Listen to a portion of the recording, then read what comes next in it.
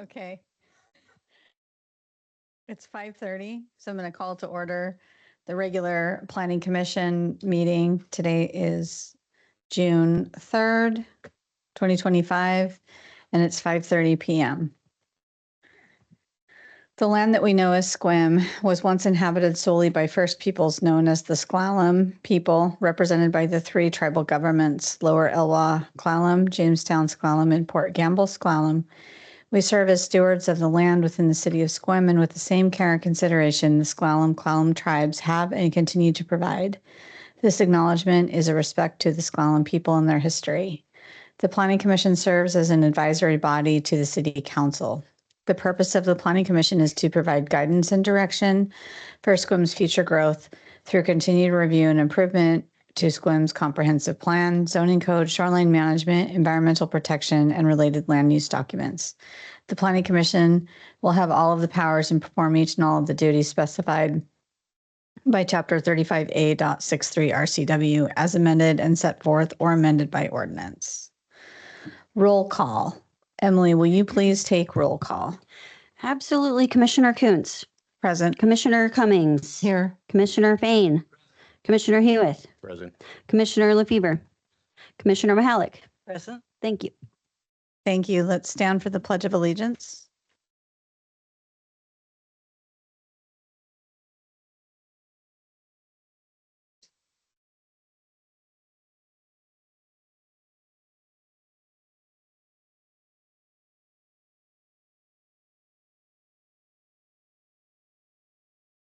Thank you.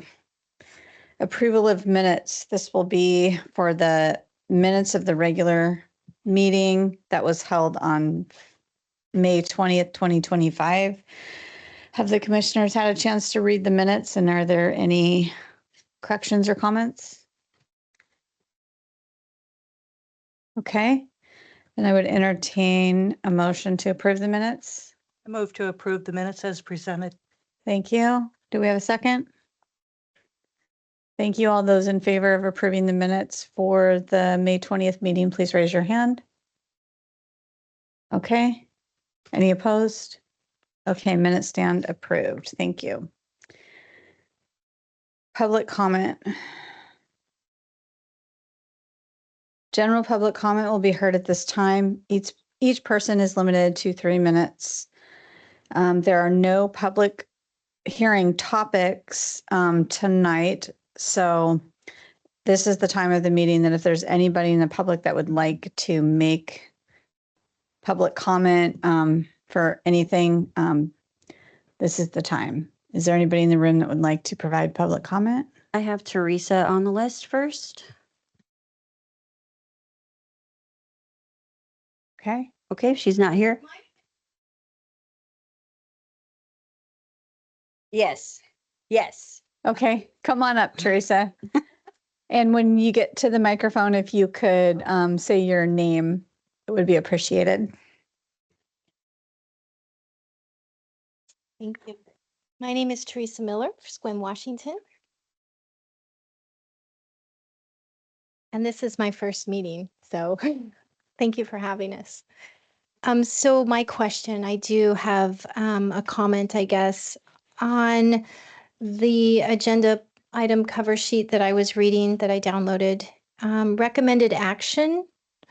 It says staff recommend a review of the growth-related elements of the proposed TIP to ensure conformity with the goals and policies of the comprehensive plan. So we have two boxes where it says a public hearing, A, is required for this item, and the other box says it is not required for this item.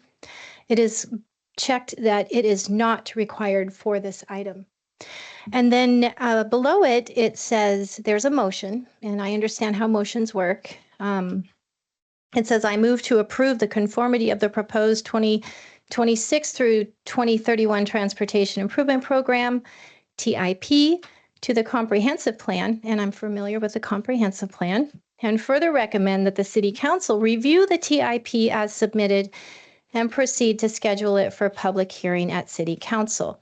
So my question is, who made the motion? And second, was there a second to that motion? No motion has been made at this at this time. That is a suggested format if we decide to move the TIP to the city council, which sometimes we do and sometimes we don't. Sometimes we look for review. Okay. And there will be a public hearing on this, but it's not required tonight. Okay. We're not at that phase yet. We're not at that level. Right. All right. Thank you for your time. Sure.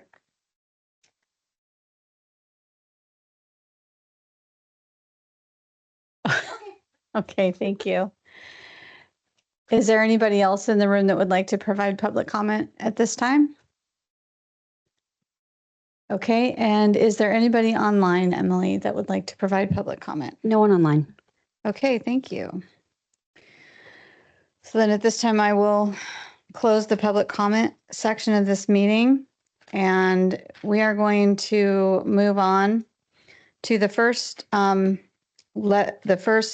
letter of general business A, which is the council proposal for addition to Sequim Municipal Code 2.36. And I do see that Christina is the presenter, and I know that she will be a little bit late. So I propose to the commission that we move on to the comprehensive plan update if Carla is ready, if the commission is okay with that. And then after the comprehensive plan update, then if Christina's here, we'll move back. Everybody good with that? Good. Okay. So comprehensive plan status update. Welcome, Carla.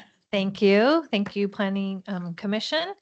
So as we discussed at our last meeting, we'll have this status update memo and standing agenda item as we're going through the comprehensive plan update. And so in your packet was our latest memo. And there was just a couple things that I won't go over all of them, but happy to answer any questions if you have them. But I did want to note a couple things have happened since we sent out the memo even last week. And that is just on your second page of the memo under the comprehensive plan related work that we regarding Leland Consulting and getting them under contract for the land capacity analysis, housing needs assessment, and then the economic and housing market studies. That contract was signed yesterday. So we are under contract with Leland and we'll be scheduling our kickoff meeting and getting going with them directly. And the first order of business with them will be working on the land capacity analysis and providing the most up-to-date and accurate technical information that we will give them so that they can start that process. Then the update on the grants that the city received last year to support the comprehensive plan work. I was able to just yesterday turn in our second to the last deliverable for our commerce planning update grant. So we only have one more left to go, but this was the big one to get that in. So that deliverable was turned in. And then today I turned in the last deliverable for the climate planning grant. So at the end, we only have one more left to go.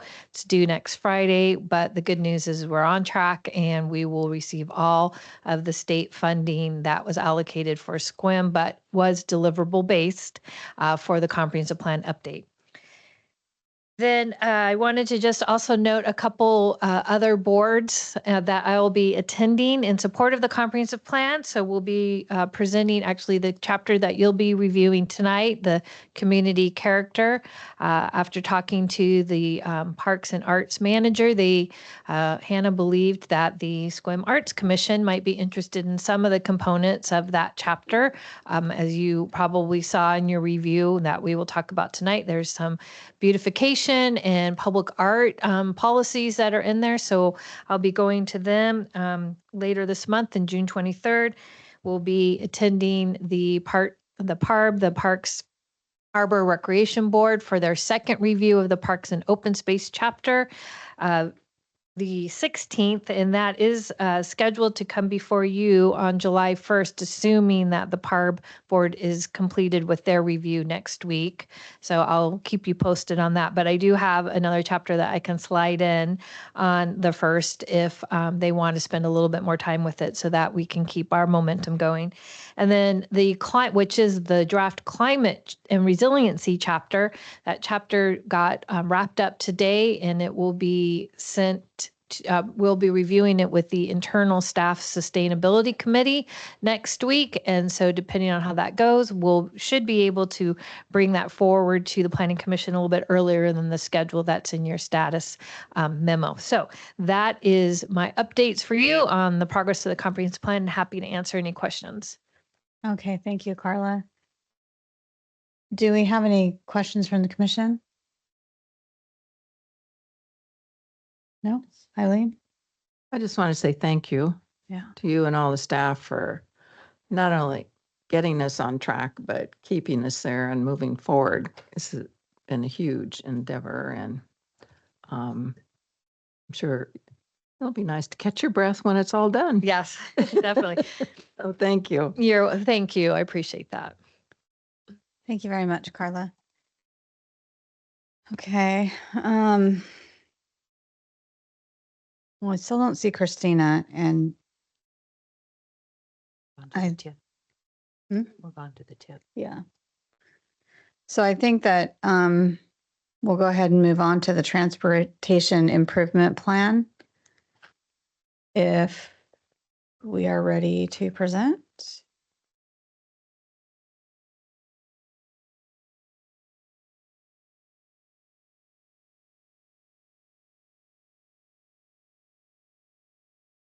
Good evening.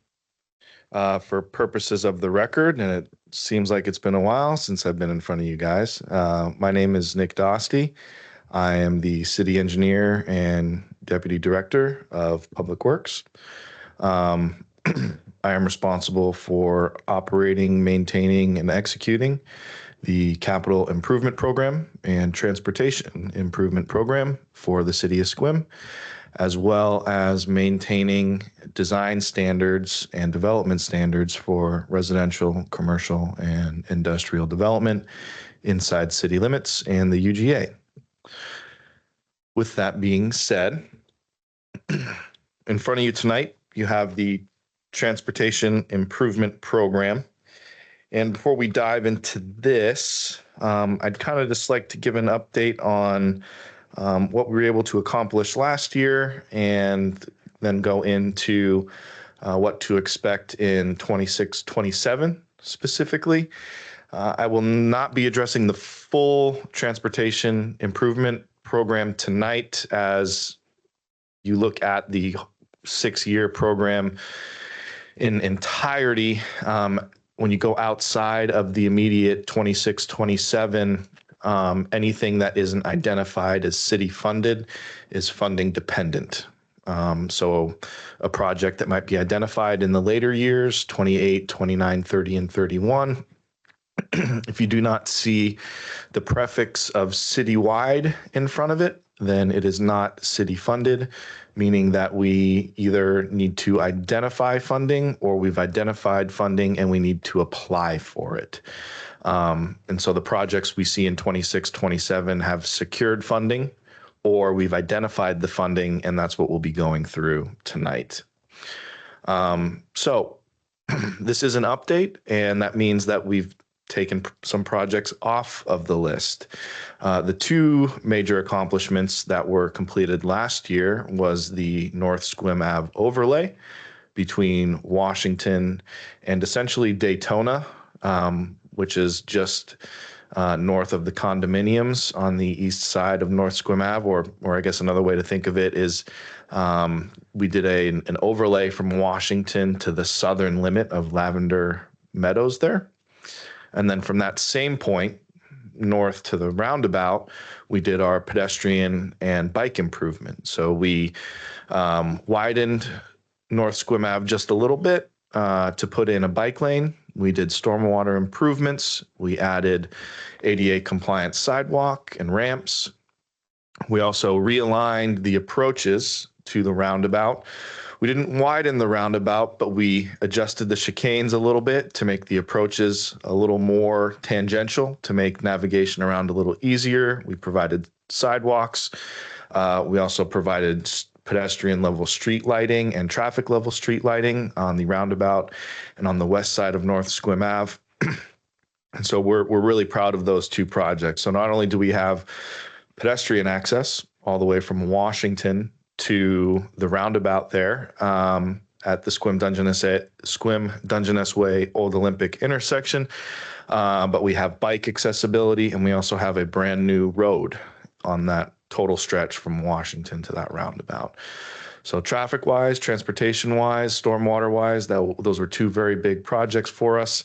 Also, kind of a completion of a project, but an ongoing effort is our city signals. So there's new cameras that were installed in 23-24. We are currently working on refining and vetting our signal timing and queuing. The overall accomplishment of the signal project spanning between 23 and 24 was brand new cameras and control units in the cabinets that allowed coordination of those signals on the Washington corridor, which basically means that whether you're heading east or west, hitting a green light at Squim Ave or at 7th heading east or west means you will see green lights all the way through town, assuming you're going the speed limit. So previously, none of the traffic signals were coordinated. They were all on their own timer. They weren't synced or anything like that. So depending on how the traffic was that day, you could hit every red light, you could hit one green light or intermittent green lights. So we're in the process of refining that now. I'm sure some people have had some heartache over the past few months, but we're refining that with the consultant, and I'll kind of go through what the next steps look like in this program here coming.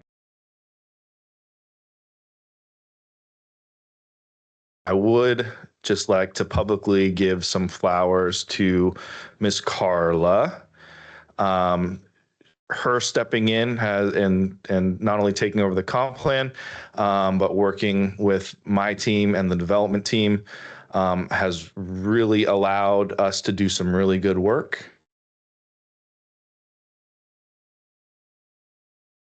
Myself, but for the DCD team. And so, I don't want to be dramatic and say she's a breath of fresh air, but her expertise is definitely appreciated. And from what I've seen, we are very lucky to have her on board.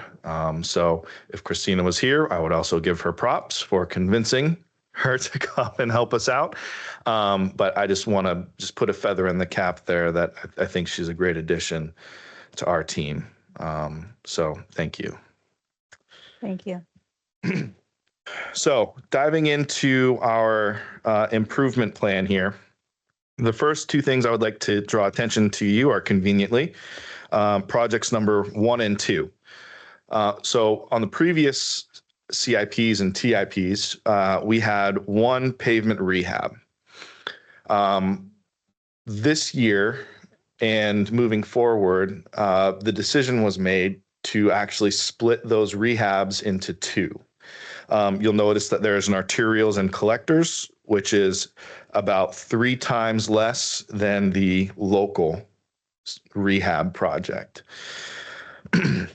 A split was made because after talking with our maintenance crews about how they would like to see the roads better maintained, whether it's crack sealing, striping, potholing, drainage, things like that, the very broad question came up about why aren't we addressing our local streets better, our neighborhood streets? It seems like we're really focusing on Washington, on Squim Ave, maybe Hendrickson, but the quality of streets and the longevity of the asphalt in our neighborhoods seems to be being ignored. So, and that's a great question. So in an effort to address their concern and provide some more support for our maintenance team, I decided to split these into arterials and locals. And the decision was made for our local streets that the citywide funding, at this point, we would look into a chip sealing program.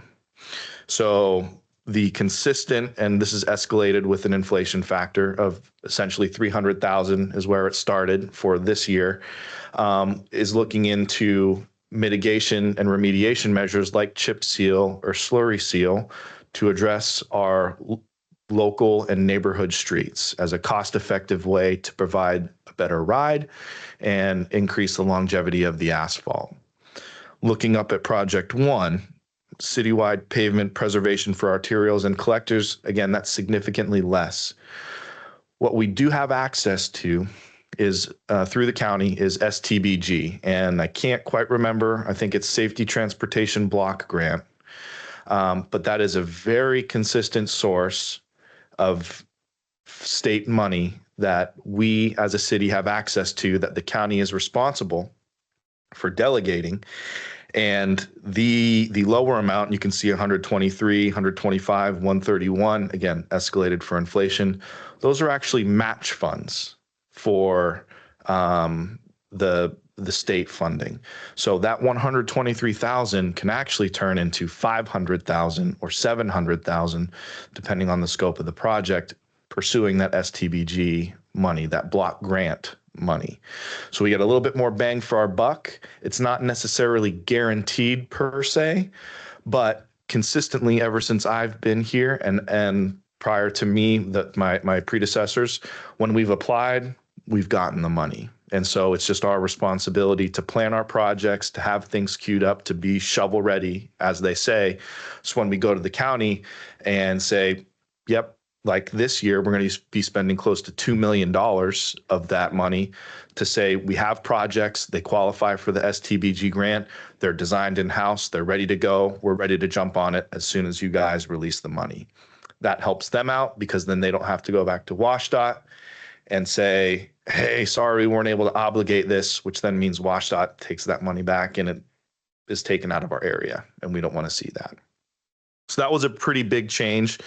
I'm excited to deploy that. You can see in the later years, more money is put 29, 30. So we're going to be testing the consistency of the STBG funds 26, 27 into 28. I'm fairly confident we're going to be able to push this through with consistent match funds. But, you know, hope for the best, plan for the worst. That's why you see the very small amounts there. And then the larger amounts, that would indicate that if the plan doesn't work, the city would come in so we can maintain our arterials with city money. Eileen has a question. Mhm. So those block grants, what is the timeline on that? Is that like renewed every 4 years from the state? 2 years. 2 years? Yep. Okay, Yep. It's a biennium okay, line item, I believe. Yeah. okay. Fresh money every 2 years. Mm-hmm. I like that. Absolutely. Yeah. So the next thing I'd like to point out here is Project 15. So that's a very large project. You can see the cost estimate is in the thousands, right? So we have a $4.7 million project, 26-27.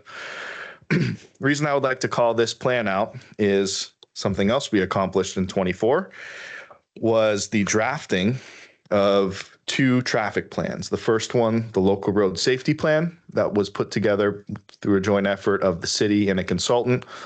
The local road safety plan is a data-driven safety plan that takes the 5-year crash data that is collected by WashDOT, state and local police jurisdictions, and a plan is developed to address the different collisions that occur on the state highway and on the local collectors and arterials and other streets.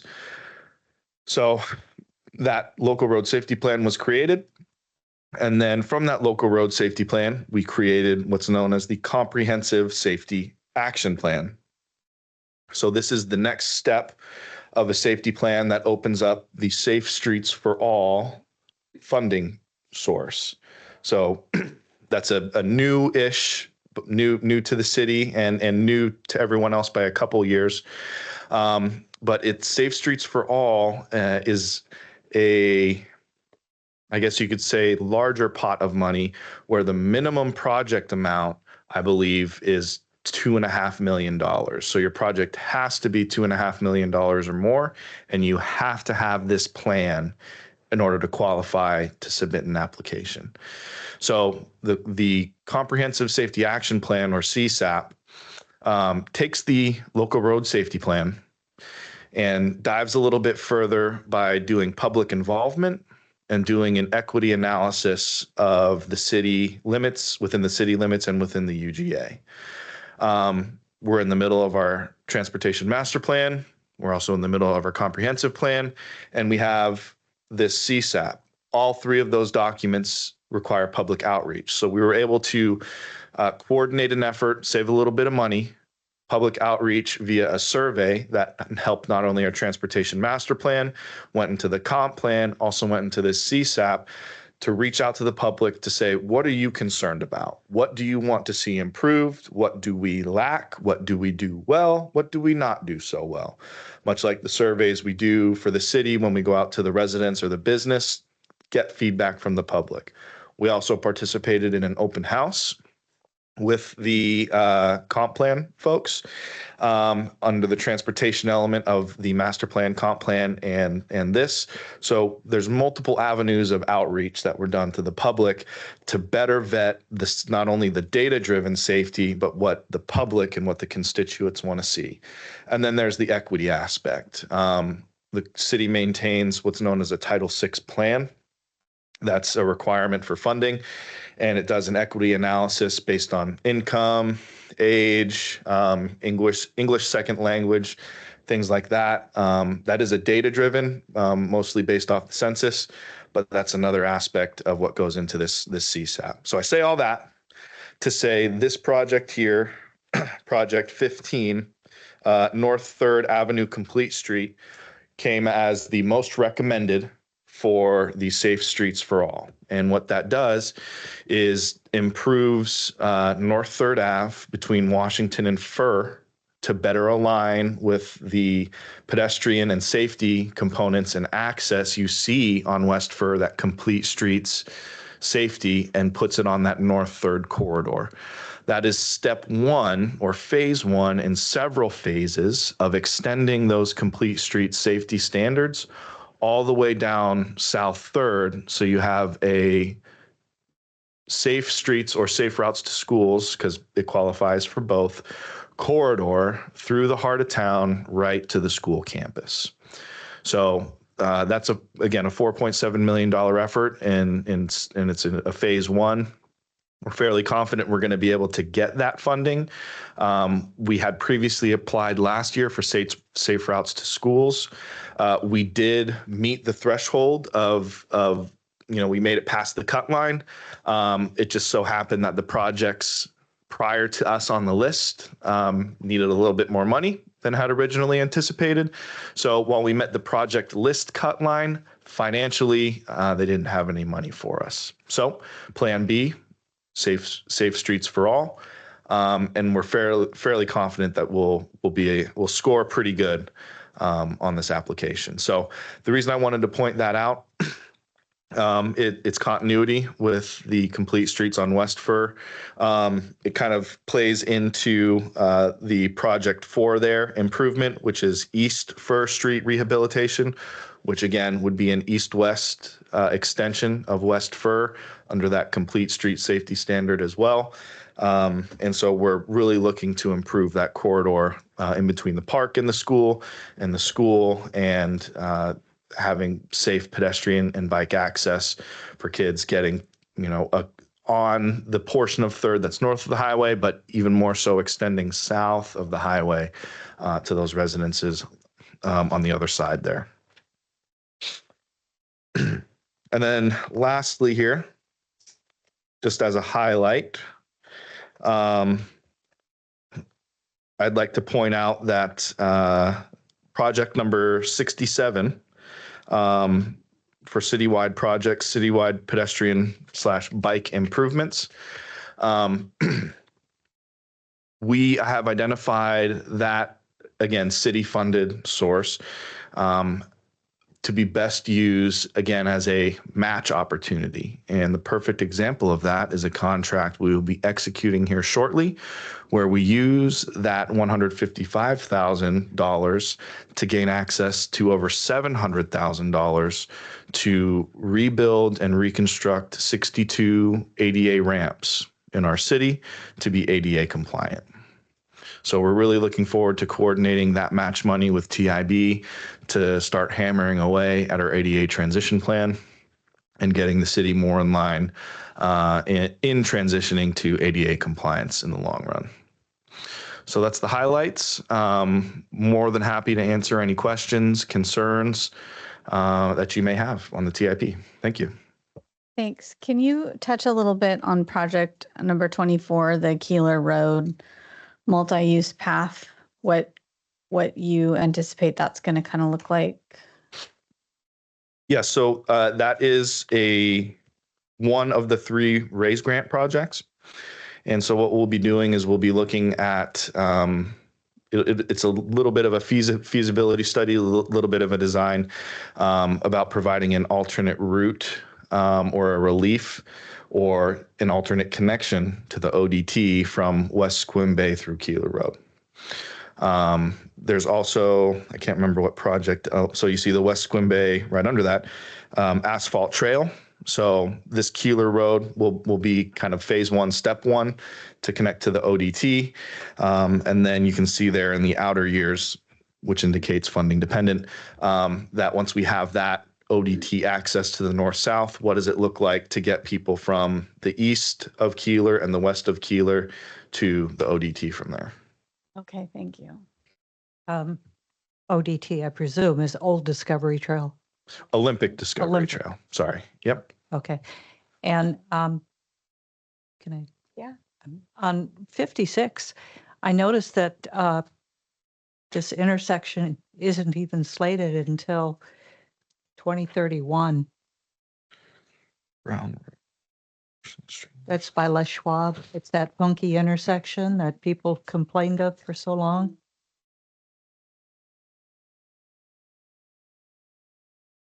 So, Wouldn't that qualify under a safety program also? I don't know about the number of accidents or anything, but it is rather a thorn in people's side.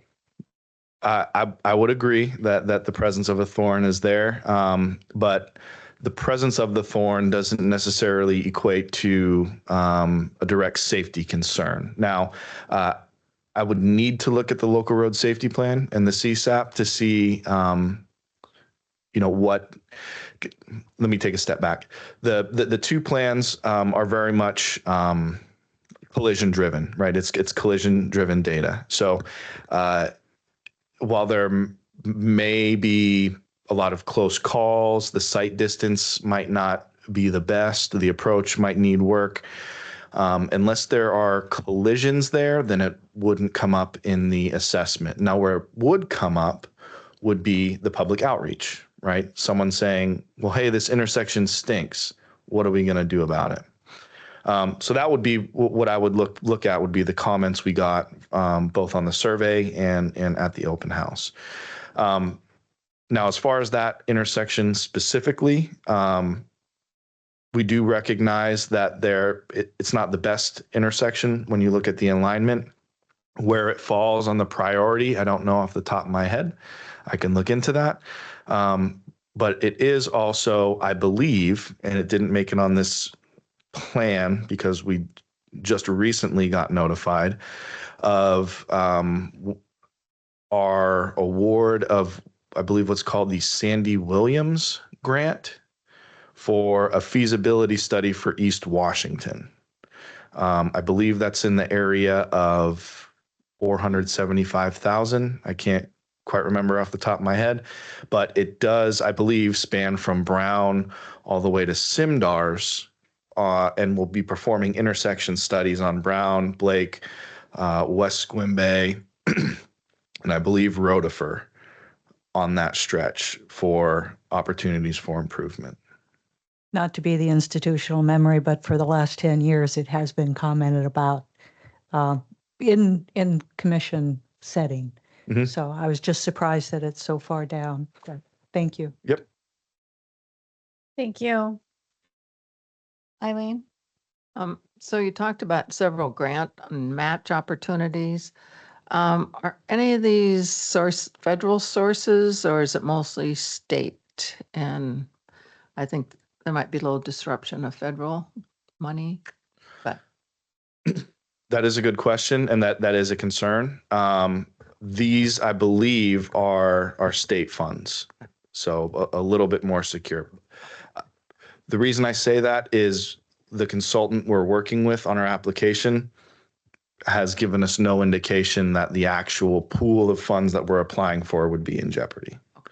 To give perspective, there has been a lot of conversation on our RAISE grant, which is federally funded. And the group, we are one of, I believe, 16 participants in this RAISE grant. And that is a very active conversation about where that money is, how secure it is. Those conversations haven't happened with Safe Streets for All. So while I haven't asked the question outright, it would have, I believe it would have come up going through this process so far. okay, thanks. Just kind of a follow on to that. If the funds for some reason aren't there, you have contingent plans, meaning we're going to defer certain projects, or you had mentioned get funding from the city itself. Mhm. Correct? Yes. So luckily, with transportation specifically, there's quite a few opportunities for very dedicated transportation funds. One of them being Transportation Improvement Board. So we have a very good working relationship with them. And so, as an example, should Safe Streets for All not pan out this year, we would be looking to go to TIB this same year to get some design money to better prepare for a better Safe Routes to School application next year. And so that's just one opportunity. The STBG that I mentioned before, that is state funded. So while that is smaller scale for smaller scale projects, yeah, it is state funded, so it is a little bit more reliable. When you're on the amount exceeding, or you're approaching the $3 to $4 million level, unfortunately, federal really is the only door you can walk through, unless you're looking to compile or composite multiple state funding sources, which can be very difficult. We've done it before. Example being North Squim Ave Ped Bike. It does complicate the project. The administrative and project management does become cumbersome, so it's not preferred. So we identified Safe Routes to School last year. Like I said, we scored very high. That's why we're pushing very hard for this Safe Streets for All.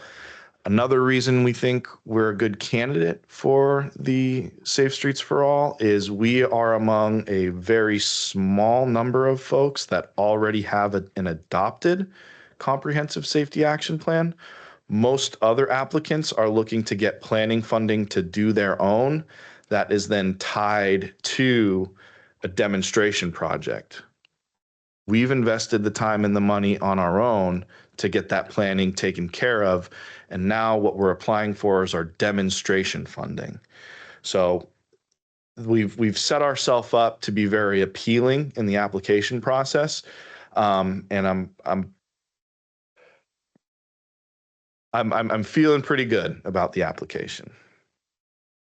Okay, thank you. Yes, Alex.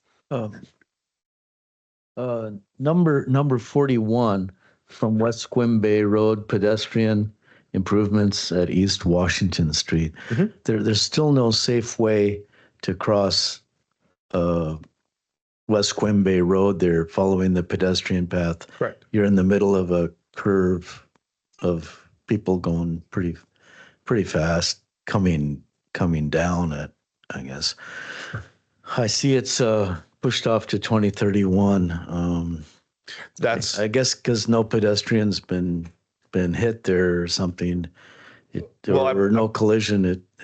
can't register higher on the score for I- getting done? Or? Yeah, I wouldn't go that far. Okay. But what I can say is the Sandy Williams grant that I mentioned earlier, Yes. and the intersection control evaluation or ICE, will be looking into this intersection. So, pedestrian access is one, multimodal access is another, ADA considerations is another. So, yes, historically that has been a problem.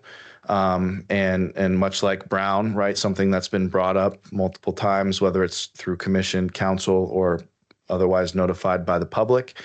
And so to set ourselves up for success moving forward, showing that we've gone through an engineering value evaluation to say this intersection has been evaluated.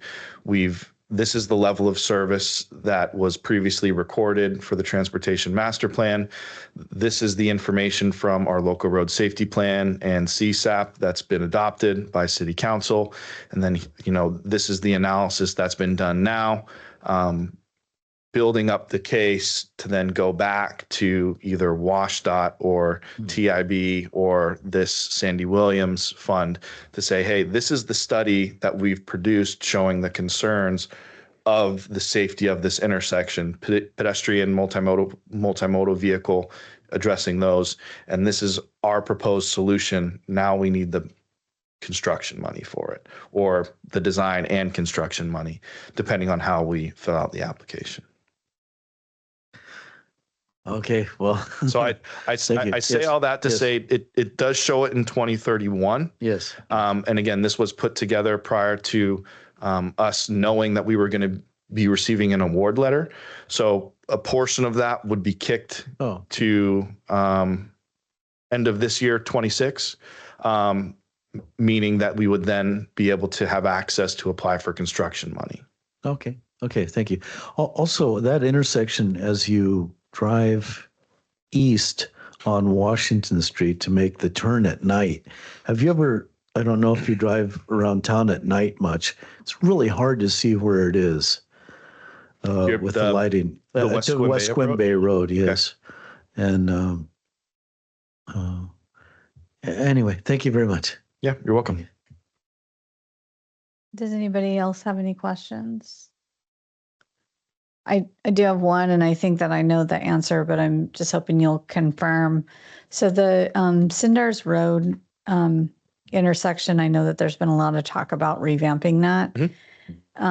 And I don't see it on here. I'm assuming that that is more federal funded driven, and that's why we're not seeing it on here.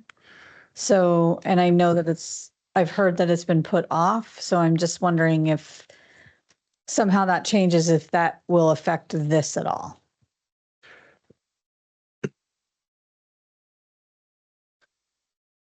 So I will give the very broad, frustrating answer of yes, and then try to dive into a little bit more detail and context here.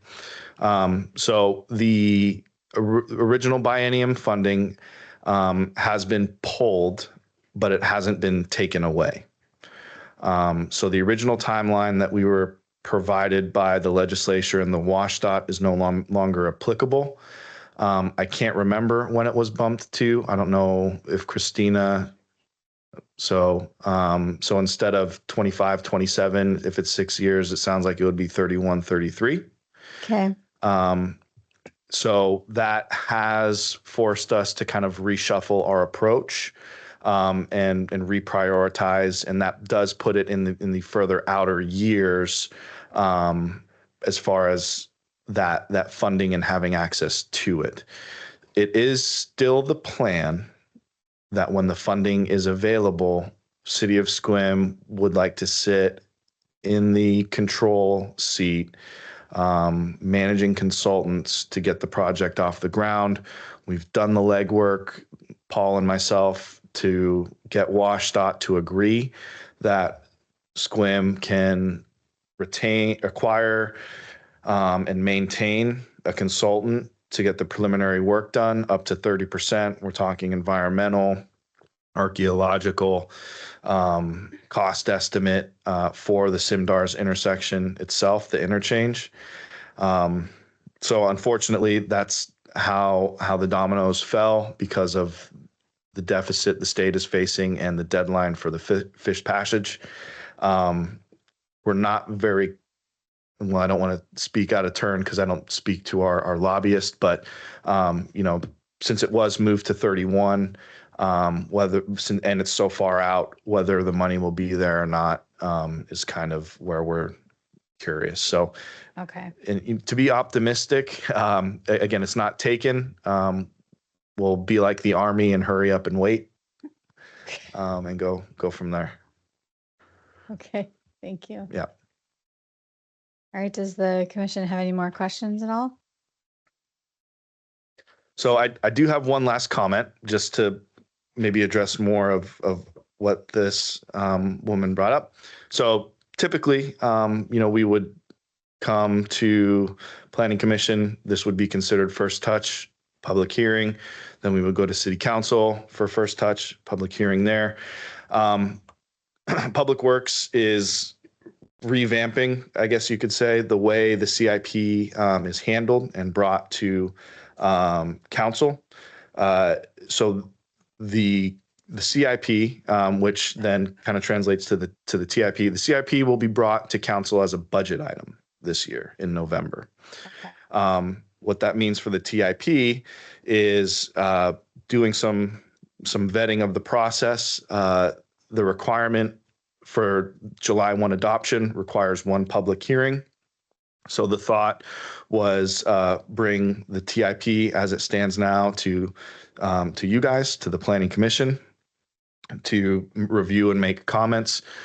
We would then bring those comments to City Council for that first touch there, at which case then we would schedule the public hearing, the one required public hearing through City Council at the following City Council meeting at the end of the month, to which then we would carry over any recommendations you have, any changes City Council would want to see to be able to adopt the document come July 1. Once we have that official document, we would go to the Regional Transportation Improvement Program, update that as necessary for the projects we're looking to do in 26-27, which would then update our State Transportation Improvement Program. So that's the process we're diving into this year, and we'll see what the feedback is. But we're doing our best in the background to streamline the process, to make the opportunity for comments as condensed as possible, but as easy as possible. And so with only bringing the transportation plan to you guys, instead of trying to do both, provide a little bit more time to have a dialogue, have review. That way it's not just a whole Britannica encyclopedia of numbers and words heading your way, trying to make sense of it all. Okay. Thank you. Yep. Any comments at all from the commission? Concerns or anything? Okay. The only comment that I have is just about item 24, the Keeler Road multi-use path down to West Squim Bay, and then 2025, item 25, which is pushed out a little bit, which is the West Squim Bay asphalt trail. Mm-hmm. One thing to consider from somebody who uses the ODT, that section quite frequently, probably at least once a week. And then I do have family that has lived on Keeler Road. So I love the idea of having the access, because sometimes when we are bored of running the same route all the time, we will go down to West Squim Bay Road. But once you get down there, there's just not a lot of shoulder. There's a lot of blind corners. And so if you are going to be making the commitment to connect the two, maybe look at being able to prioritize the West Squim Bay asphalt trail shortly after, so it's not 5 or 6 years. That's my only, because I know that once that access is there, people are going to want to use it on Keeler Road down to West Squim Bay. So that's just as a frequent user, that's my input. And then I love the 3rd Avenue, complete streets I have 3 children that walked those 2 blocks up here to Cedar Street for most of their schooling career before we moved out of the city. And that is definitely a much needed project. Mhm. So that's all I have. Anything else? Anybody? Yes, Alex. On the Keeler Road improvement, the road for serving Cedar Ridge and that whole area, it's really narrow as you turn south onto Keeler Road from West Quimby Road. But will it be so by putting in a bike path on? Will it be wider? Will you be widening the pavement? But especially between West Quimby Road and say Lofgren Road in there. So I can peel back the curtain a little bit on that since we're doing some work on it now. So the money that we have through the RAISE grant is a feasibility and design. Oh. So part of that process to address Ms. Kuntz's concern is what does it connect to? Where does it go? Mm-hmm. Right? What's the path? Because the phrase "a sidewalk to nowhere" comes to mind, right? So that plays into the planning, right? The scheduling of that project, not just the design. So that there's an aspect of that when we talk about feasibility. Now, when we get into the design, one of the considerations would be, well, would the best approach be to have an attached trail, much like an extended shoulder that you see on South 3rd there by Gearhart Park, where there's a delineated fog line and a 4 or 5 foot paved shoulder, or would a detached trail make more sense? And so we'll work through that. Things like, what's the right of way look like? Is it wide enough to have a detached? Do we need to have an attached?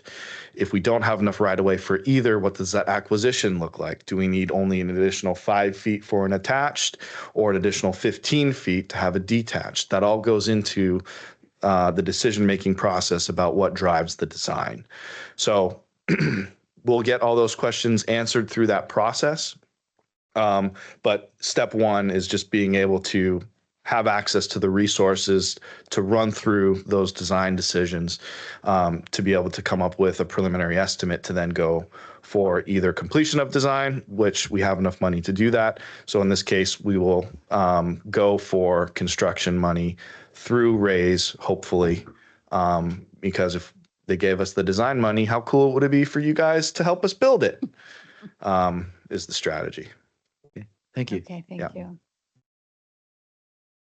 Okay, so does the commission feel okay about moving this transportation improvement program to the city council at this point? Or is there any other questions, comments, concerns? No? Okay, so we will need a motion to move it forward. If somebody would like to step up. Okay,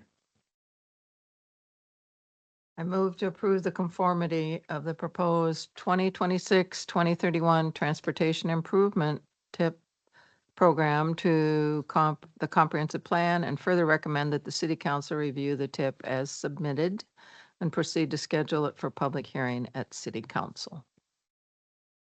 okay, do we have a second? Excuse me, point of order. I'm sorry.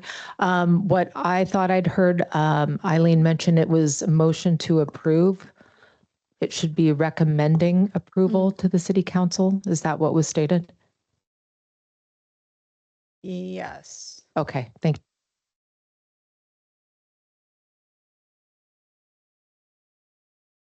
Do we have a second?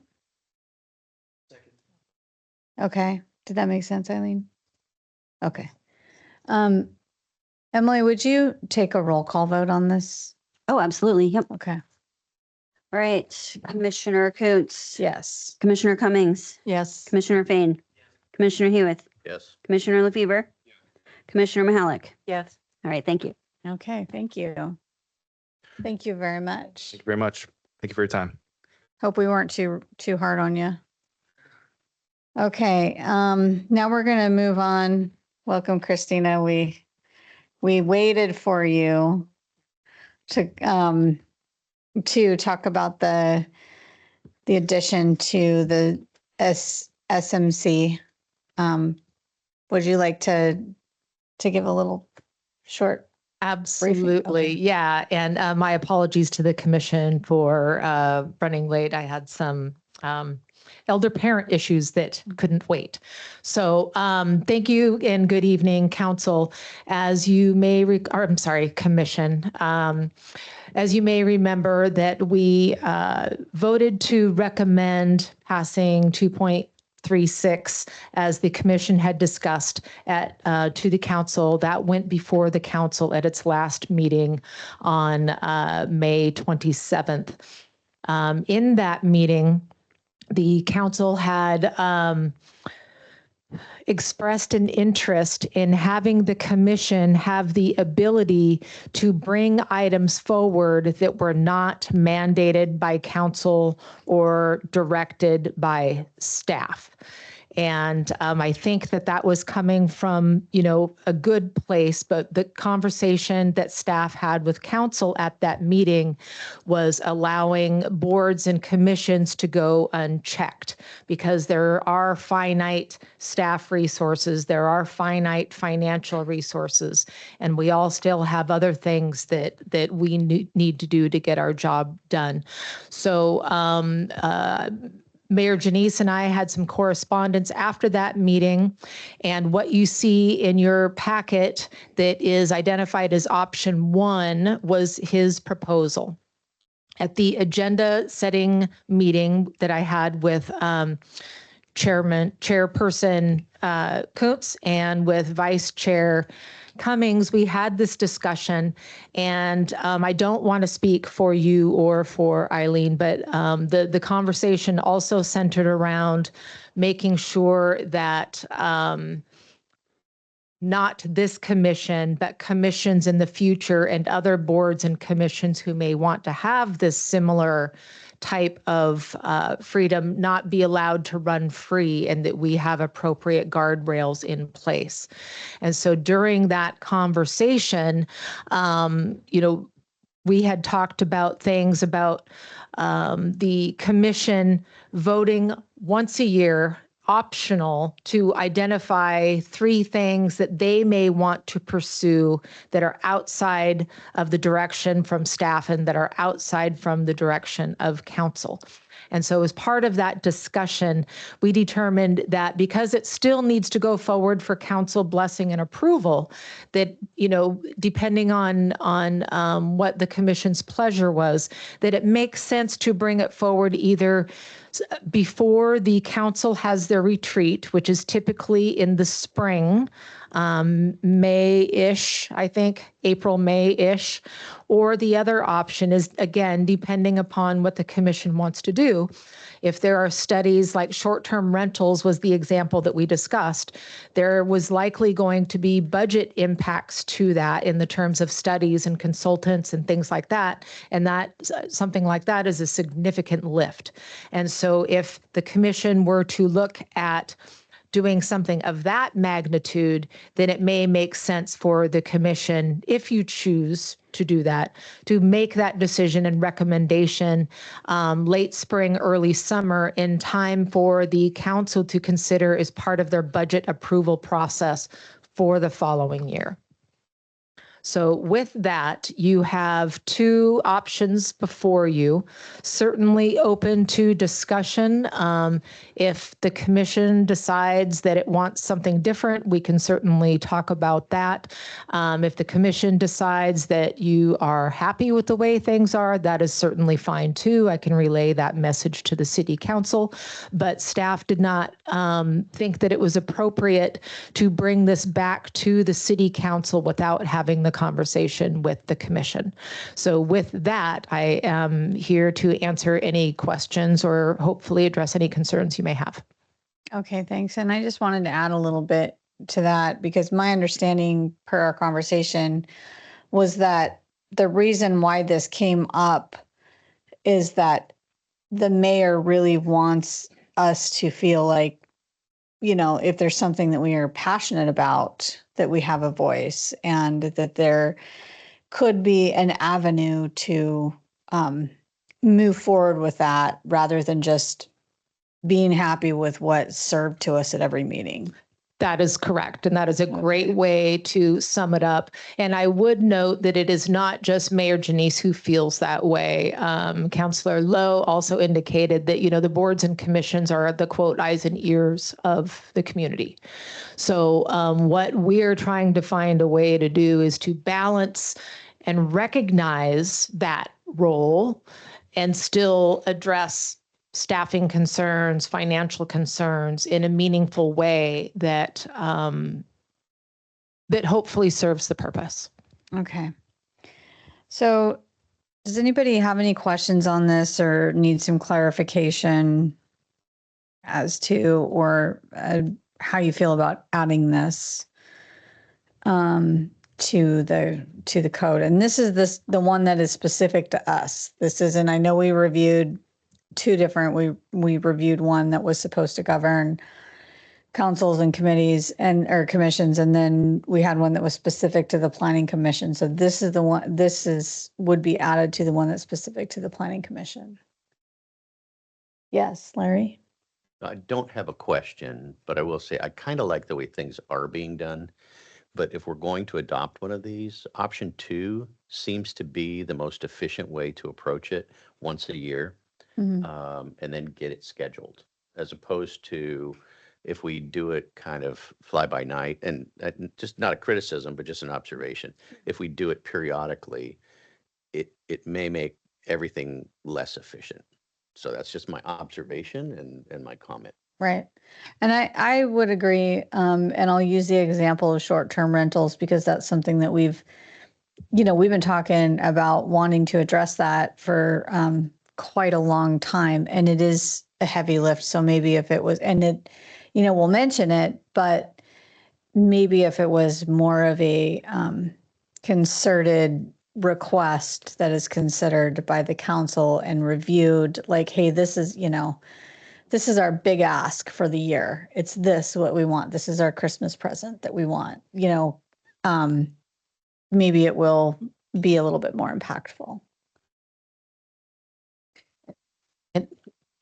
We are supposed to annually have a work program put forth the beginning of the year by the director. We have not had that. And that's when we would discuss potential projects that wouldn't come under option 2. It's just a matter of course. Whereas like with the short-term rentals, option 1 would have worked because it came mid-year. The idea came up, and it didn't have to be something that council did with any immediacy. We wanted to see it put somewhere on the work program. It's just that we haven't seen an efficient workflow process for the last 3 to 4 years. It's been, well, where's our project list for this year? And then nothing went through. So I think option 1 would serve us better because it's a little looser if something comes up in August that we can say, well, we'd like to take a look at that and maybe put it on for the work task for the next year. And that's where we do good of the order also. So we discuss these things. So what I'm hearing then is that you've not had a work plan or a meeting to discuss those items that you've had on a work plan, and that those items have not been carried forward to the city council. Is that okay? Yes, that's right. So then, and I'm asking the question just in the spirit of conversation, is this really something that is broken, or is it something that is just not being used correctly? And maybe we need to try, using the work plan method in the proper way to get that in there, because we're still, even if something comes up in August, we're still going to have budgetary concerns because that has not been addressed. And so if the planning commission The council reviews its budget in November. So the planning commission would want to have its work plan meeting in, say, July, in order for you all to have time to think about those projects, narrow them down, for staff to think about what the financial and staffing impacts would be, bring that to the city council, get a thumbs up or thumbs down on that, and then get that incorporated before the final budget is adopted for the following year. So in my mind, that seems like almost exactly what is being asked, only in a more specific time frame. Am I misunderstanding the concept of the work plan? I don't think so. It's Okay. just that I believe in December, we had asked when it would be submitted, and it was supposed to be coming forward. We've just never annually, we've asked, and we used to put things on the agenda just to keep track of items, because Okay. these things would just fall away. Okay. So I think once the department just starts to operate a little more efficiently, I think it'll work itself out. So could I be so bold then is to suggest that the commission discuss which meeting in later this year that you want to have this discussion on prioritizing your work plan for the following year. Sorry, Carla. And that, with that time frame, we are able to bring that to the city council for their discussion and consideration for wrapping into the 2026 budget. Because again, right, if you're talking about something that has significant legs, like short-term rentals, staff are going to need to have time to evaluate what the potential costs are going to be, the timelines associated with that, manage our other work associated with the comprehensive plan. And I'm not saying that needs to be the item, but we would still want to have that discussion with the commission, because that was one of the things that I pointed out as well, is that ideally we wouldn't have to have something like this in code, and rather it should be a dialogue of mutual respect between the commission and the staff. And so, again, just throwing that out for discussion. Eileen?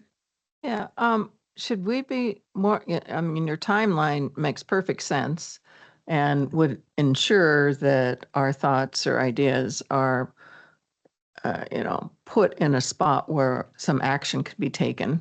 If we said within one of these statements, or, that we have a planning meeting in July to prepare our work plan for the next 2 years, or year, with staff, I think that would benefit us, because like Karen said, we've been kind of flailing around here, and we might have missed some genius ideas we had. So it would be nice to have, it's set in stone. Okay, July, we're going to have a meeting. We have to do this to get in, if we have any budget concerns, to be part of that. So I don't know where to put that. Do we have anything in our procedures or anything that talks about planning, or? Well, and, we've talked about a work plan, but, part of the collateral damage of the turnover of the DCD directors has been that this is one of the things that, we'll come up with the plan like, hey, okay, we need to do this. And then, by the time we're supposed to be doing that, that director's gone, and we've got a new one, and then we're getting to know that director. So I think that plays a part in.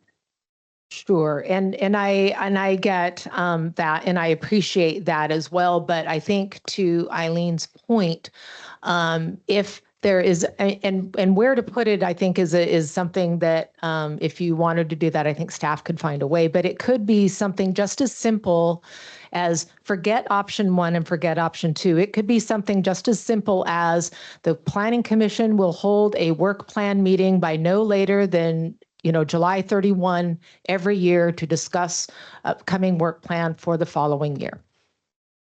Right. And it could be that simple. Okay. Go ahead, Dennis. When would be a good time to link this in with the budget discussions that staff will have? So staff will be having their budget discussions in earnest starting in July. And then finance typically goes back and revisits whether it's any FTE requests or anything like that, usually in September, October. And then it comes to council. Oh, Matt left. So there are multiple meetings where it gets introduced to council. And I think the first one is in end of September, first part of August, but they don't formally adopt it until typically November. So if you do it by the end of July and the commission has their work plan ready, that should be plenty of time for staff review, discussion, budgets. And if we need to come back to the commission and say, hey, here is what we're thinking, the finances say X, your proposal looks like it's going to cost Y, and have that discussion with the commission on whether or not you want to hold firm on that cost and our estimated costs, or whether you want to scale it down, or whatever that would look like. And then we would identify that in the proposed budget. Okay, thank you. Mm-hmm. Go ahead, Larry. So are we still considering adding this to the code? Do you mean option 1 or option 2, or the line that just the says? Statement, because I think that the challenge is we've kind of had it informally, and it can easily get pushed away. And that's what I'm saying, is that it gives the commission, frankly, more leverage if it's in code. Okay. And so that's the reason for my suggestion. Absolutely, because then you've got that ability to just say, you know what, we're required to do this. So that's my reason for my thought on that. Yeah, I do too. I like that idea. That gives us a little bit more freedom. If it's not one of these specific. Yes, Eileen, you had something? Well, on option 2, it says Planning Commission may once annually discuss. Why don't we say may discuss before June of every annually or something? Can we use this, or should we just get rid of all of that? And we could amend this a little bit if we wanted. Yeah, I think that. I mean, could we take out the once, like the Planning Commission may annually discuss potential projects? Because I mean, we've got a full plate. It's not like we're going to want to do this every single meeting, but there might, we might get part of it. I don't know. I mean, I feel like. Yeah, I understand what you're saying. And as we talked about in the meeting, right, you guys are very efficient. You're very functional. I am thinking of all of the commissions, all of the folks who may not be as organized and as functional and as efficient as this group is. So that's my thought for that. That doesn't mean, we can certainly revamp it, because I understand your point. You want to be able to have multiple meetings about it before you make a final decision. That makes sense. But, I guess what I want to make clear is that the commission doesn't have to use either of these options. If you are satisfied with saying, the commission will determine a work plan by the end of July every year for council consideration for the following year, that is perfectly appropriate as well. And then you can have as many meetings as you want, as long as you make your decision and have your request done by the end of July. That should give us plenty of time to go through the budgetary process, as I had previously mentioned. And it can, sometimes simple is better. Okay. Any input? Do we want to go for option 1 or 2 or simplify it? Or not even add anything? I like simple myself and clear that with the timeline added that it would be annually done every year by the end of July. And that does, that's pretty simple and clear, and we could do that. Okay. Alex? My concern is everything moves so slowly and needs so much study and public works or whoever to generate cost projections. Doesn't that all take a really long time? Yeah, and I think especially before budget. So I think that that's what Christina was saying, was that we put our ideas out and then they will determine by the end of July, and then they will determine, okay, if you guys want to look at this, we're going to need to get, this analysis, this is what it's going to cost. So this is more of a plan for us to say, this is what we want to work on. And then they will come back and say, yes, this is possible, or this is how much it's going to cost.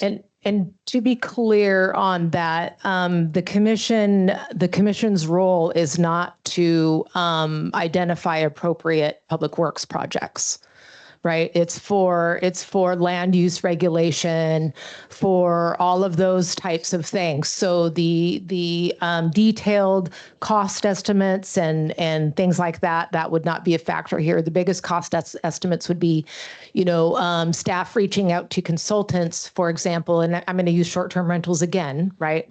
Would be reaching out to other jurisdictions. What consultants did you have? What was the average cost? Reaching out to other consultants. Hey, ballpark figure, what would you give us for this? And we come back with an estimate to, in a month or so and say, you know what, we're being told it's going to cost $200,000. That would be the expectation of the commission. oh yes, yes. Thank you. Yes, conditional land use is our purview, isn't it? Yes. Thank you. Okay, anything else? I vote for simple.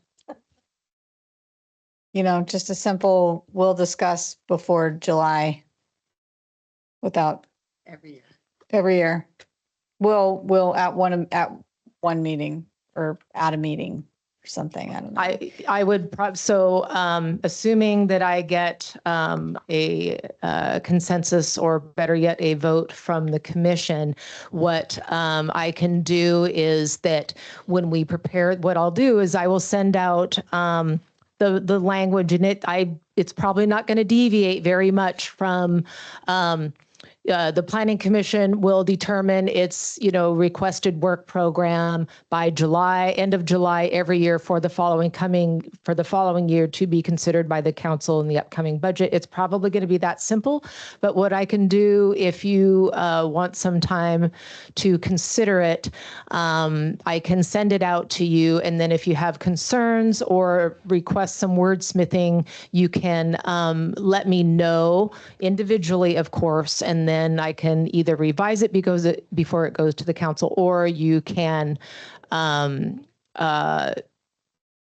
your conversation during the council meeting as part of that process, right? If you want to send it in and say, I really don't like this, or I do like this, we can make that as part of the council review item, if that makes sense. Okay. All right. Is everybody on board with that, or? Yeah, okay. Would anybody like to make a motion to have Christina send that out to us, make that change and send it out to us? Don't everybody jump up at once. I move to allow Christina to put forward a draft language for each one individually to receive, and then she can take the comments forward for council consideration. Thank you, Karen. Do we have a second? Okay, all those in favor, please raise your hand. Any opposed? Nope. Okay, Wonderful. Thank Thank you. you, Commission. Thank you for your conversation on this. I think it was great. yeah. It was Eileen, Commissioner Cummins. Okay, so let's move on to our last and possibly our heaviest lift of the night. So, which is the comprehensive plan draft chapter of community character. Is this you, Carla, or Travis? So I'll introduce it, but it will be both of us. We worked both diligently on this chapter. So for your first real chapter of the comprehensive plan, because last meeting we did the introduction chapter, but that was just setting the stage. So this is the first chapter of the comprehensive plan of element substance. This is an optional chapter, so it's not required by the Growth Management Act. However, it's an important chapter. I made it number 3 because it highlights its importance to how it works in tandem with the land use chapter, which will be chapter 2. And the community character chapter is discretionary policy. So all of these are original and drafted specifically for SQUIM. The staff did spend actually a considerable amount of time drafting it and editing, revising, and making sure that we put our best effort forward for your review. It highlights the values of the city and the community and the sense of place that makes SQUIM distinctive and appealing community. And so with that as the introduction, I would just suggest that you take the similar approach to reviewing the chapters we did with introduction, is just go methodically page by page. And we are very interested in hearing your comments and questions and suggestions to making sure this chapter will, to some degree, will result in some development standards. It provides the policy foundation for like landscaping standards, for example, and architectural building design standards, but it also establishes policy for partnerships and also programs. So with that, I'll stop and turn it back over to you, and we look forward to the conversation. Okay, thank you. So we'll start with the first page, which is in this packet item is listed as page 3 of 11, but it's the first page of the chapter. Community character. Does anybody have anything on this first page? Yes, Larry. Just maybe the order. Should this chapter come before land use? Does this drive the land use chapter? Or is this, it seems like this is the overarching umbrella of what the community wants to look and feel like, and then land use is based on this. Just a question. Sure, I can help kind of clarify that. So the vision statement that we looked at the last meeting in the introduction chapter is actually kind of that overarching broad statement. The community character chapter takes some of those elements and fleshes them out more detail and policies. But I do think, it's certainly your decision if you'd like to switch the chapters. You don't have, no, we're not quite ready to bring the land use chapter to you, so you don't have the benefit of seeing that. And maybe when you see everything, you can make that decision. But the land use chapter does, will have the future land use map and does establish what the future development of the city, the context of how that's going to occur and the different land use designations. And so the community character chapter I felt was following it in a partnership with it, but not necessarily hierarchically, if you think about it, more important than land use. But I do appreciate your point, Larry. So. Okay. All right. Anything on the first page? I read it and I liked it. I didn't I read it twice just to kind of see if there was anything that I would have changed in the first page, and I don't see anything, so I'm curious if anybody else did that they would like to see different. No? Okay. I'll just make a comment that on the goals and policies, there is a bullet for districts and neighborhoods, and we actually did end up taking that one out. Okay. So if you're wondering where that one is when we start going through it, it's because it doesn't exist anymore. Okay. Thank you, Travis. Okay. How about the second page of this, which is page 4 in the packet, but the second page of the document, people and public places. And then the goal and the policies. How about that page? Nothing? Okay. Oh, yes, Larry. Just in 3.2.1 and in policy CC 1.2, I don't know that the word diversity and diverse are necessary or necessarily fit. I think we're talking about the expression of the community's character. And I think we're talking about development of an intergenerational recreational and cultural programs. It's these words don't seem to fit here. They were almost kind of like, I feel like they were pushed into these two sentences. I know where they're going, but are they necessary? So are you proposing that it reads support the development of intergenerational and recreational cultural Yeah. programs? To me, intergenerational is diverse. So it's Okay. kind of saying diverse, intergenerational. I'm You're making a point of saying, yeah. I mean, diverse. intergenerational is diverse, right? right. So, and the same thing in the community's character. Okay. How does anybody feel about that? I can go either way. I see what he's saying. It is diverse.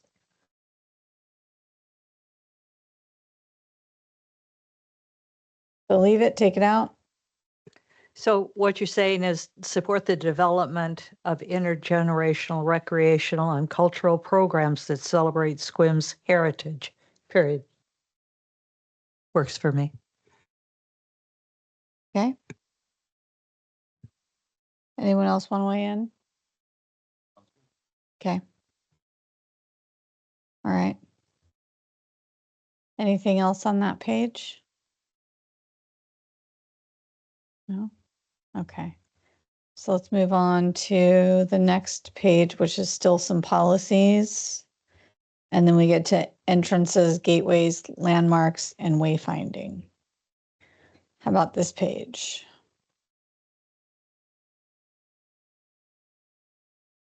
Everybody good with this? Oh, yeah? Okay. We'll move on to, yes, Karen. Yeah, never mind. Got it. Okay. Okay, we'll move on to the next one, which is page 6 of 11.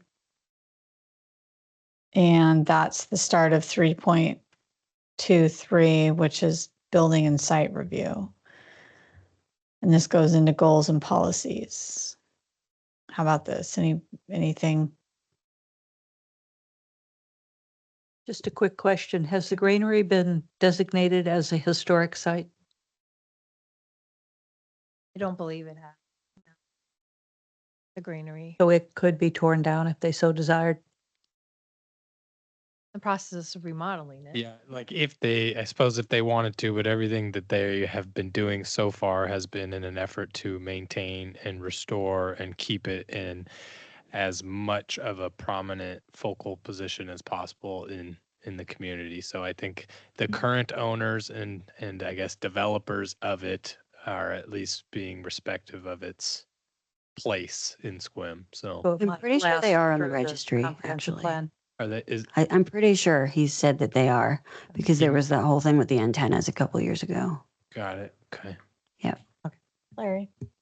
To continue, I love the granary. I think it's a fabulous piece of architecture and part of our history. I just don't know if we call them out specifically here because it is a private enterprise now and will be. And we've kind of given them, I think we can just remove the granary itself and say notable community features through site design and orientation. I think we've given them something by putting them here, and there may be other things Yeah, I that are as agree. deserving without enumerating each one of them. So Well, I and don't if think we this, have to give an example. yeah, and I mean, I love the granary too, and I love what they're doing with it. But I do agree, because if this comprehensive plan is going to carry us for the next 10 years, we don't, I mean, we don't know if they might decide to tear it down. I mean, I don't think they will, but it could happen. So remove the granary. Okay. All right. Anything else on this page? Okay. Let's move on to page 7 of 11, which is still policies. How about this one? And then we start with streets and pathways. This is the one where we might get the input from the art community for some changes later on to come back. I think so. I think that, and then actually kind of even further on. Yeah, they're not going to look at every policy ones that are just applicable to their purview, which to be honest, I haven't gone through yet to highlight which ones those are yet. But yes. And, Yeah. and Yeah, I was just saying even potentially like 3.22 with entrances, gateways, landmarks, wayfinding, there's opportunities for potentially the art community to get involved with that stuff. But additionally, we'll need some buy-in from Nick and the folks doing the CIPs and stuff, because a lot of that will drive where maybe some of that funding comes from as well. So Okay. But we will, when you see this chapter again, you'll see what your changes are to it, and then you'll also see what this is actually a good question to kind of describe what will look like when you see these chapters again. We will color code the revision so you know which body made that revision. So Planning Commission, all the edits that you're identifying when you see the chapter again, we'll have those in there. And then anything that comes from like the Parks board or the arts board will have their own color too, and you'll be able to track throughout the year whoever's touched a chapter what their suggested changes are. Okay, thank you. All right, anything else on this page? No? Okay. So now we're going to move on to, okay, where are we at here? Page 8 of 11.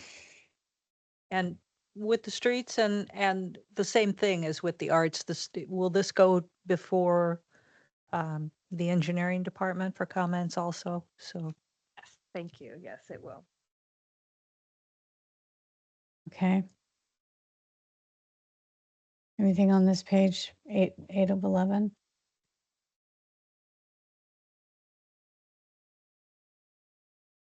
I mean, I know we're moving fast, but I will tell you again that I read this twice because I really wanted, and I really felt like it was really well written. And so I didn't see a lot of things that needed to get changed, in my opinion. Okay, so let's move on to page 9 of 11.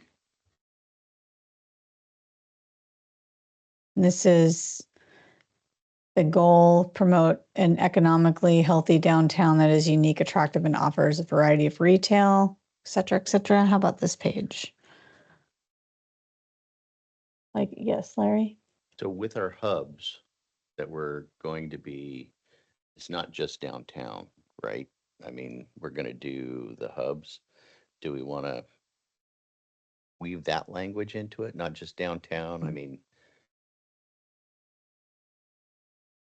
And I don't know how to weave that Great. language in. So though you'll see a little bit of that language in the land use chapter, where we'll talk about kind of the edges of the city.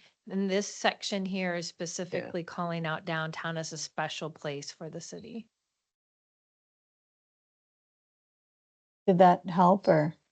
Kind of, because I think I think the economic health, we're spreading it out by design.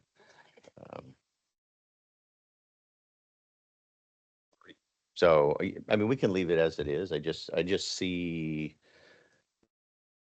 it being a bigger area than just downtown, and it's fine.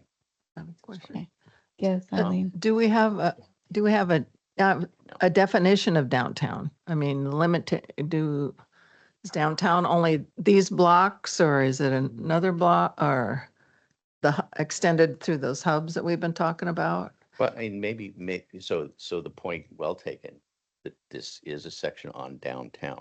So this should this section be enlarged to talk about the corridor, or the whatever we're calling that I Washington like corridor. That's a good word. hubs, where we've got the different.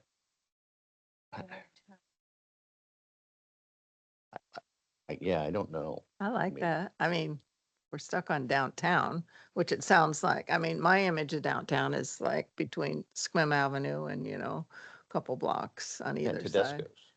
Then after Tedesco's, Right. it's the far reaches. I mean, So that's in my head. I don't but know.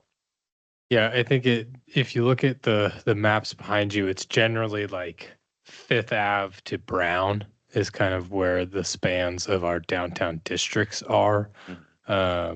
And that's like historically where for a long time we prohibited like mobile food vendors from operating to protect and preserve the downtown restaurants and things. So that is kind of like generally what has been perceived as like downtown, and then you go off into into like Safeway and more of the regional commercial big box stores, and then kind of the east part of town that was more undeveloped. So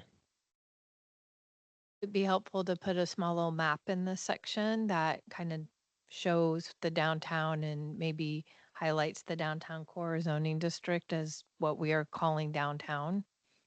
I think that's fine. It's just, I was just wondering if we need to expand it beyond Okay. what we historically call downtown to a bigger area, Oh, okay. this whole chapter, and talk about the economic vitality, talk about the walkability, because we even want walkability further outside the downtown corridor along one of these hubs, right? So kind of remove the language that pigeonholes us into downtown. Is that what you're? I think redefine it, I think.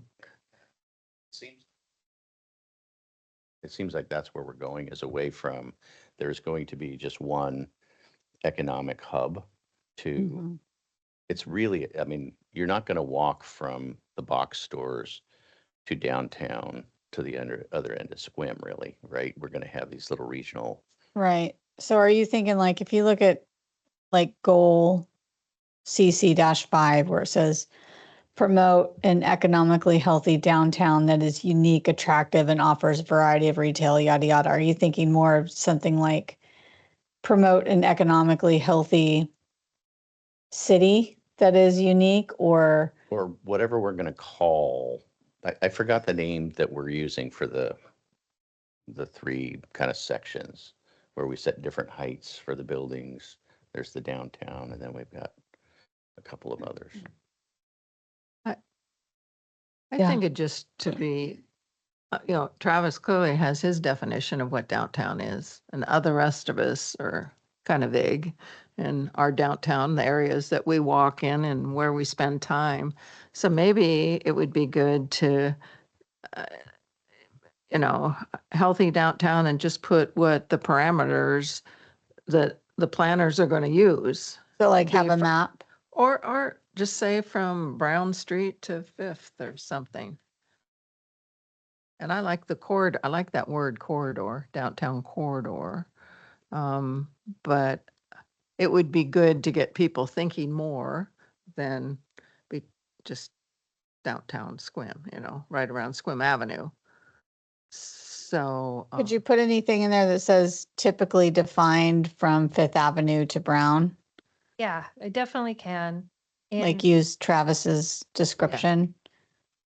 absolutely. And we could put a little, it would, yeah. So we can definitely do that descriptive. And then I think just a couple comments. So we do have an economic development chapter that is going to talk about the other commercial um, areas of the city.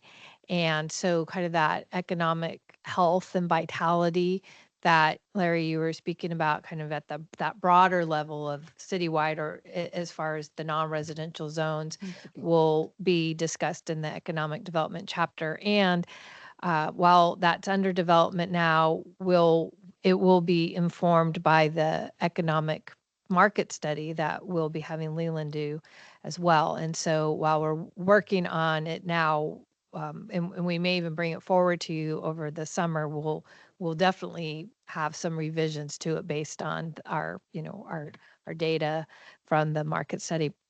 And so this section and downtown will actually be talked about maybe in one policy in the land use chapter, as well as the other commercial districts, and kind of that idea of the scenario with the different hubs where it's not just focused on downtown, but on the edges of the city.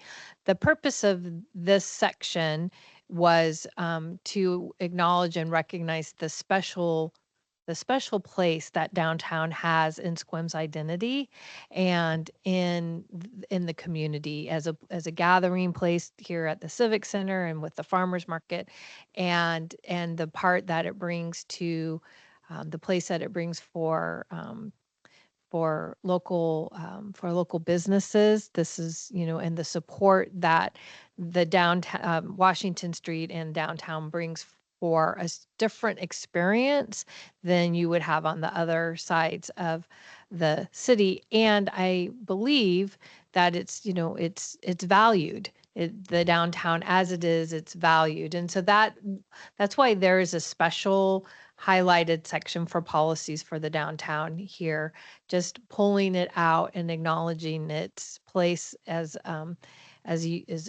different than our other commercial areas in the city, and the sense of place and identity that it provides for the community. So, Okay, thank you. yeah. Yes. Dennis. I agree with the idea of having a graphic in there that kind of identifies the parameters of this area that we're talking about. I appreciate Larry's comments, but I think those nodes are going to be at a different scale and different form than what we're looking at for downtown. So I think to at least identify to the reader what we're talking about in this section is important. Okay. And along with that, there's a lot of suggestions and things to be done in our downtown area. So if somebody comes up, well, I want to do, improve walking, rolling, and biking routes downtown. Well, I want to be over there. And maybe that doesn't fit in the downtown definition. So I think whoever's looking at this, it should just be clear, just like you said. Okay, thank you. Okay, anything else on that before we move on to the cultural and history resources and landmarks, which is page 10 of 11? Okay, so let's go to page 10 of 11, which talks about the cultural and historic resources and landmarks. I was specifically looking for, and I was glad that you had mentioned the irrigation ditches, because because the festival has been something I've been involved in for so long, and it is so very important to the development of the city. So I was glad to see that in there. Does anybody else have anything on this? No? Okay. Yeah, I thought it was, I liked this section. I thought it was good, that you had mentioned, the historic registers and then also just, the tribe and that this, is that they're a valued partner, as well as, the things such as the vistas and the barns and the ditches that really are something that has been part of this community since before all of us were here. Anything else on that? No? Okay. So then we'll move on to page 11, which is the last one. How about this one?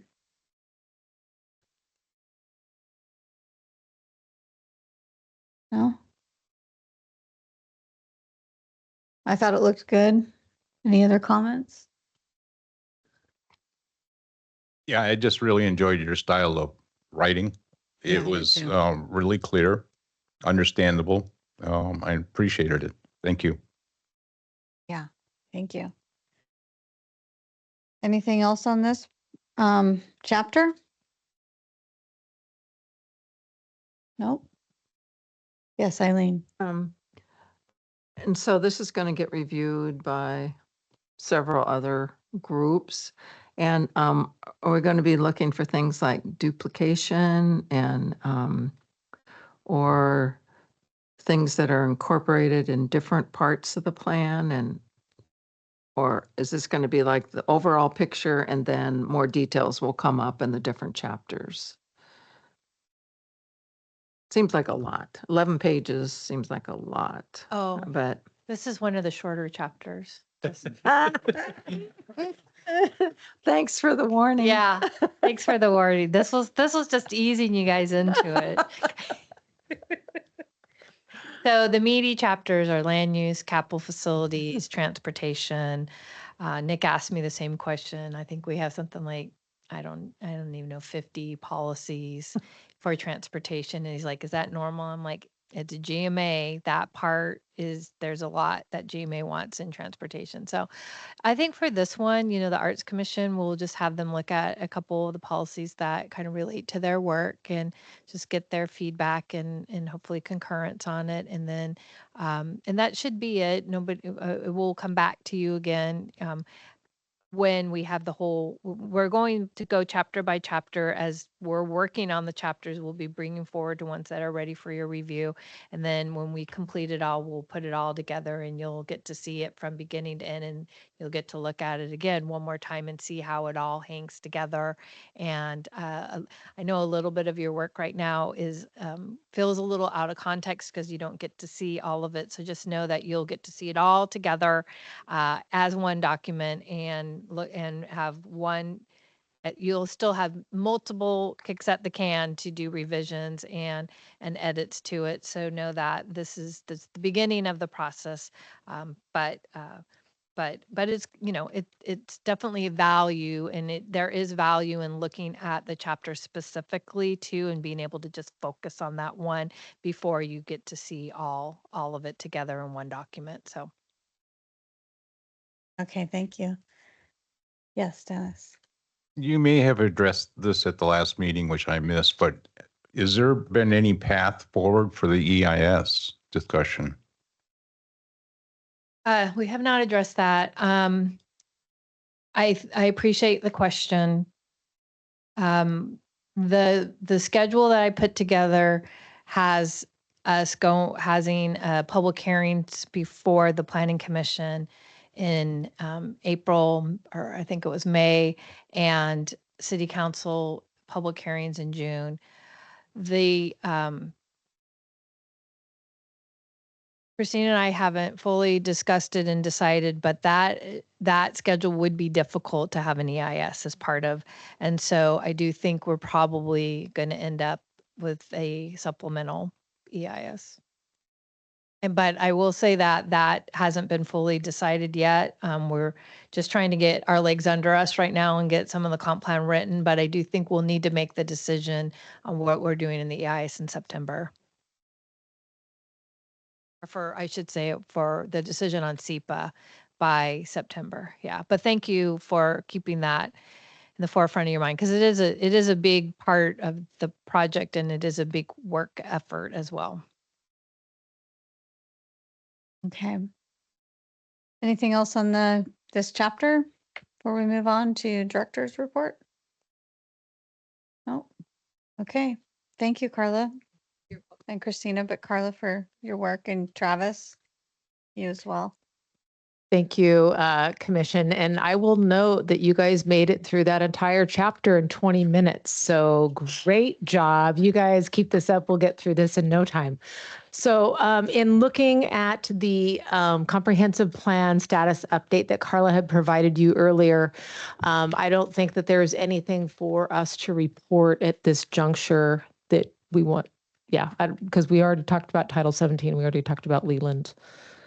So yeah, I would be afraid that I would be duplicating anything that's been said. So Okay. with that, if you have any other questions, happy to turn it back over to the chair. Okay. Any questions for Christina? No?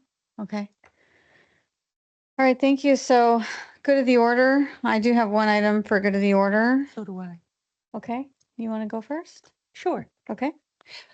I would request that Carla get a name tag that is legible and is not little teeny weeny type. I think since she will be with us, I'm hopeful now, until next year sometime, that perhaps we could afford a real name tag for her. I can say with certainty that we do not need to take that request to council. I am happy to accommodate that request, and I'm looking at Emily to make sure that that happens. And if you're ordering one, I could probably use one. I would even forego the pizza, if we have to. Thank you for your generosity and for your willing to put some skin in the game. So thank you. Thank you. Okay, so I do have one item for the good of the order. I know at the last meeting, I had given a brief update that we had 3 applicants for our open commissioner spot, and we discussed it at length. We had 3 very good candidates. All 3 of them were exceptionally strong in different areas. And I did talk to Rachel, our deputy mayor, again yesterday, and we decided that we'd like to recommend a gentleman named Will Habel to the council for confirmation. Will come, he works on the Olympic Discovery Trail and for the county, and he's done quite a bit of planning work in Port Angeles and with the county. So he's got some good experience. He is a resident in Sequim and was able to identify some areas of need. He's able to recognize where we could do some development. And I think that where we're at in the middle of this comprehensive plan, it'll be good to have another somebody that has experience with planning on the commission. So that's who we are going to send to the city council. And that's all I got on for good of the order. Does anybody else have anything for good of the order? No? Okay. Then I know that I refrained from saying that it's Karen's favorite agenda item, but I make a motion that we adjourn at 7:25. Second. okay, all those in favor, please raise your hand. Okay, meeting adjourned at 7:23. Thank you.